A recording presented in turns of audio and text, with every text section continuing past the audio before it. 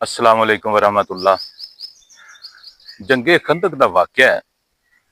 सारे सहाबा जिहड़े ने खंदक खोदते ने पे, गर्मी का मौसम है ते इन्ना सख्त काम है। हजूर सल्लल्लाहु अलैहि वसल्लम ने डिप्टियां लाइया भी इन्नी खंदक जिहड़ी है ए इन्ने आदमी खोदन दे, उस तो अगे फिर खंदक मिन के दी जाती भी इन्नी खंदक जिहड़ी है ए जिहड़े साथी ने एक खोदन दे। भुख दे नाल सहाबा कराम दा बुरा हाल है।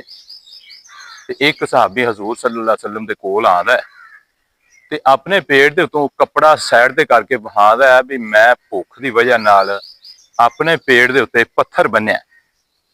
हजूर सल्लल्लाहु अलैहि वसल्लम ने उस सहाबी नूं वेख्या ते अपने पेट तो कपड़ा साइड ते करके दिखाया भी तू एक पत्थर बद्धा है ते मैं अपने पेट ते दो पत्थर बन्ने ते सबर करो, अल्लाह ताला मदद करन दे।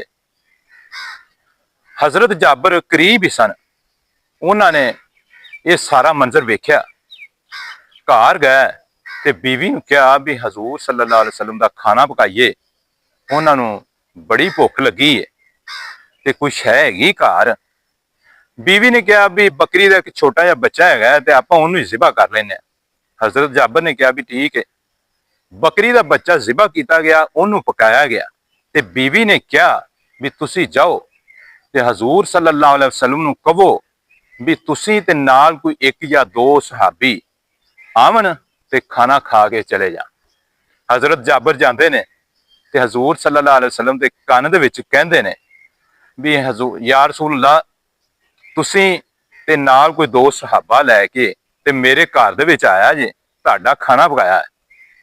हजूर सल्लल्लाहु अलैहि वसल्लम ने हजरत जाबर की गल सुनी ते सारे सहाबा दे विच ऐलान कर दिता भी अज जाबर के घर दे विच दावत है ते सारियां ने जाबर के घर दे विच जाके खाना खाना है। हजरत जाबर ने जदों ये गल सुनी ते उन्हां दा रंग जिहड़ा तब्दील हो गया। 1400 सहाबा है दौड़िया दौड़िया घर आए, बीवी नूं दस्या भी सहाबा कराम जिहड़े ने सारे ही आ रहे ने। हजूर सल्लल्लाहु अलैहि वसल्लम ने ऐलान कर दिता है भी सारे सहाबा की दावत जाबर के घर दे विच है। बीवी ने कहा भी तुसी दावत किवें दित्ती सी? हजरत जाबर कहते ने भी मैं कान दे विच कहा भी तुसी ते नाल कोई दो सहाबा आन के ते खाना खा लैन। बीवी बड़ी समझदार सी, उसने कहा भी जिसने दावत दित्ती है वो खुद ही इसका बंदोबस्त कर लेगा, तुसी परेशान ना हो।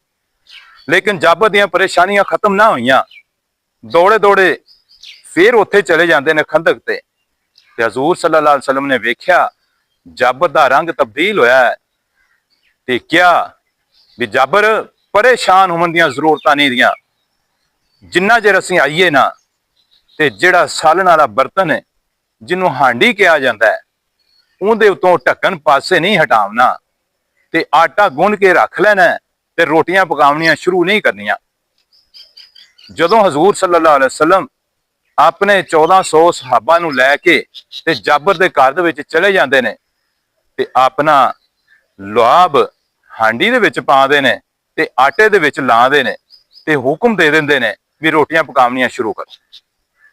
रोटियां पकावनियां शुरू हो गई, रोटियां पक पक के जदों कुछ इकट्ठियां हो गई तो हजूर सल्लल्लाहु अलैहि वसल्लम ने कहा भी सालन तकसीम करना शुरू करो ते रोटियां जिहड़ियां ने वो भी नाल तकसीम करो। 1400 सहाबा नूं रोटी ते सालन तकसीम किया गया। सारे सहाबा पेट भर के खा के बिल्कुल फारग हो गए ते वो वापस चले गए। हजरत जाबर ने जदों हांडी दी उत्तों अपना ढक्कन थोड़ा साइड ते करके वेख्या ते बड़ा हैरान होया। बीवी नूं कहंदा है भी जिन्ना सालन आपां पकाया सी उन्ने दा उन्ना ही हांडी दे विच मौजूद है ते 1400 सहाबा भी खा गए। ये हजूर सल्लल्लाहु अलैहि वसल्लम की वजह नाल ये बरकत सी। तुसीं भी ये दुआ करया करो जिहड़ा रिज़क अल्लाह देवे वो बरकत वाला होवे। बरकत वाला थोड़ा रिज़क ज्यादा कम कर जाता है, लेकिन जे अगर रिज़क दे विच बरकत नहीं हैगी, आमदन तुहाडी बड़ी होवेगी ਲੱਖਾਂ ਰੁਪਈਆ ਮਹੀਨੇ ਦੇ ਵਿੱਚ ਤੁਸੀਂ ਕਮਾਓ ਦੇ, ਤੁਹਾਡੇ ਘਰ ਦੇ ਵਿੱਚ ਰਿਜ਼ਕ ਦੀ ਫਰਾਵਾਨੀ ਵੀ ਮੌਜੂਦ ਹੋਵੇਗੀ, ਲੇਕਿਨ ਉਹ ਆਨਨ ਫਾਨਨ ਸਾਰਾ ਕੁਝ ਖਤਮ ਹੋ ਜਾਏਗਾ। ਇਸ ਵਾਸਤੇ ਹਰ ਵਕਤ ਅੱਲਾਹ ਕੋਲੋਂ ਬਰਕਤ ਦੀ ਦੁਆ ਕਰੋ। ਅਗਰ ਤੁਹਾਨੂੰ ਮੇਰੀ ਇਹ ਗੱਲਬਾਤ ਅੱਛੀ ਲੱਗੀ ਹੈ, ਇਹਨੂੰ ਅੱਗੇ ਲਾਜ਼ਮੀ ਸ਼ੇਅਰ ਕਰ ਦੇਣਾ। ਚੈਨਲ ਨੂੰ ਸਬਸਕ੍ਰਾਈਬ ਕਰਨਾ ਹੈ ਤੇ ਲਾਈਕ ਕਰਨਾ ਹੈ, ਅੱਛਾ ਜਿਹਾ ਕਮੈਂਟ ਲਾਜ਼ਮੀ ਕਰਨਾ ਹੈ। अस्सलाम वालेकुम वरहमतुल्लाहि वबरकातुहू।